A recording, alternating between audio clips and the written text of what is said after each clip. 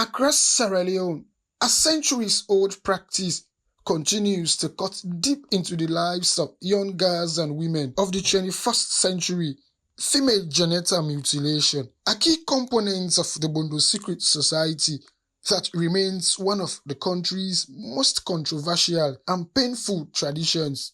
Despite the relentless advocacy from institutions like Women Against Violence and Exploitation in Society, WAVES SL, and Equality Now, the recent 2024 Child Rights Act failed to criminalize FGM, leaving many in despair. We were here back in March 2022 and we had met various government actors, and they had told us that one of the priorities for the government was to have a provision, particularly prohibiting FGM for children, for girls.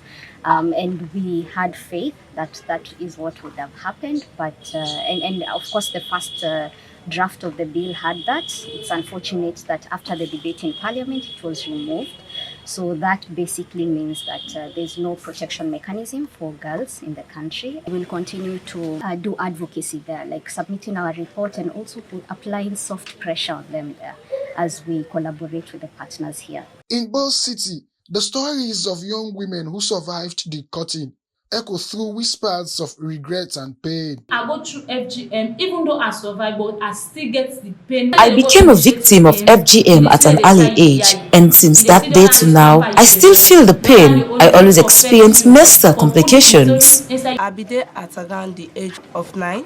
At around age 9, I was subjected to the pains of FGM. I bled profusely and I still get scared when I recall the forceful capture. During my menstrual flow, I feel pain and other health challenges.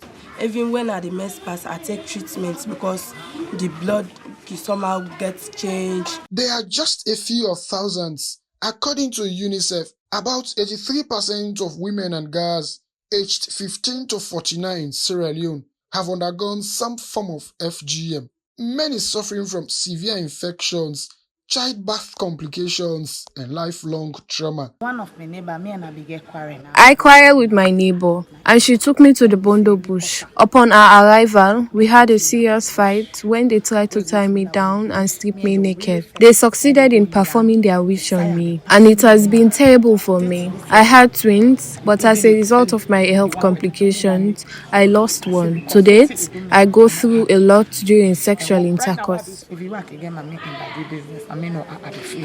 They don't ask for me consent. I was forcefully initiated at around age 14 to 15, and since then, my menstrual flow lasts longer than expected. For some, FGM is a sacred tradition. They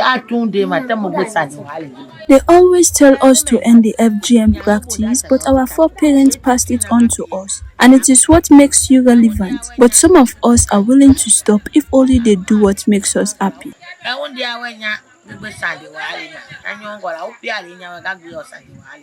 But for activists like Hannah Yambasu, she believes the cost of preserving such practice is at the detriment of women and girls. At the age of 10, I was forcefully put into the society.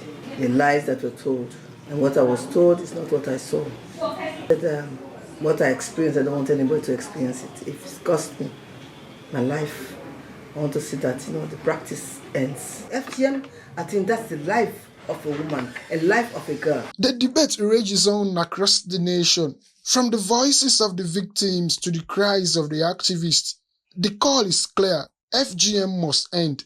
But as the 2024 Child Rights Act stands without criminalizing it, one haunting question remains: how long will girls and women continue to suffer the agony of a practice that carries no health benefits, violates human rights, endangers lives, and brings silent death that no one talks about? Emmanuel Amara Saidu, AYV's Primetime News, Bo.